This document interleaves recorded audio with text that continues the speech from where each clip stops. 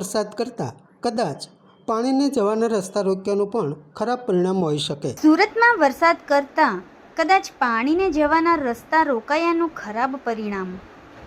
છેલ્લા થોડા વર્ષોમાં ઘણા બધા શહેરોમાં વરસાદી પાણીના મૂળ નિકાલ ઉપર દબાણ થવાના ખૂબ બનાવો વધ્યા છે અને તેના કારણે વરસાદ તેના મૂળ સ્વરૂપમાં આવતા અને પાણીનો યોગ્ય નિકાલ ના થતાં ઠેર ઠેર પાણી ભરાવાના અને લોકોને મુશ્કેલીમાં મુકાવાના બનાવો બન્યા છે। સુરતમાં તંત્ર ચોક્કસ એલર્ટ થઈને કામ કરી રહ્યું છે, પણ પાણી ભરાવાથી લોકો ખૂબ જ મુશ્કેલીઓનો સામનો કરી રહ્યા છે।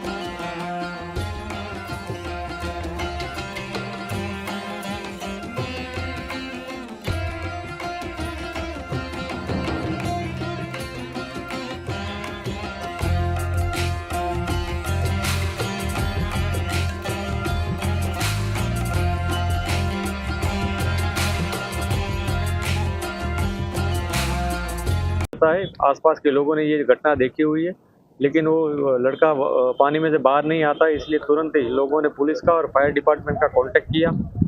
फायर डिपार्टमेंट ने आते ही एक्शन में आते अपनी कामगिरी शुरू कर दी और जो लड़का अंदर डूब गया है उसको निकालने की कोशिश जारी है। अभी हर तरफ वो कर रहे हैं अपनी जांच। इसी तरह पुलिस ने भी यहाँ आके अपनी जो कामगिरी वो शुरू कर दी है और आगे की जो भी हमें चीज़ें मिलेंगी उसके हिसाब से आगे की कार्यवाही की जाएगी। ઘણા લાંબા સમય સુધી યુવકની શોધખોળ માટે સુરતની ફાયર બ્રિગેડ ટીમ અને પોલીસની ટીમ લાગી હતી, પરંતુ અંતે તે યુવક મળી આવ્યો નથી। હાલ આ ડૂબી ગયેલા યુવકને શોધવા લાઈક કરો, શેર કરો અને સબસ્ક્રાઇબ પણ કરો અને હા, ઘંટડી વગાડવાનું ન ભૂલશો। આભાર। સત્ય પોઈન્ટ। અહેવાલ સમાચાર તથા જાહેરાત પ્રસારિત કરવા સંપર્ક સાધો. સત્યપુંજ સમાચાર પ્રસારણ, લબ્ધિ કોમ્પ્લેક્સ, તાલુકા પંચાયત સામે, સિહોર.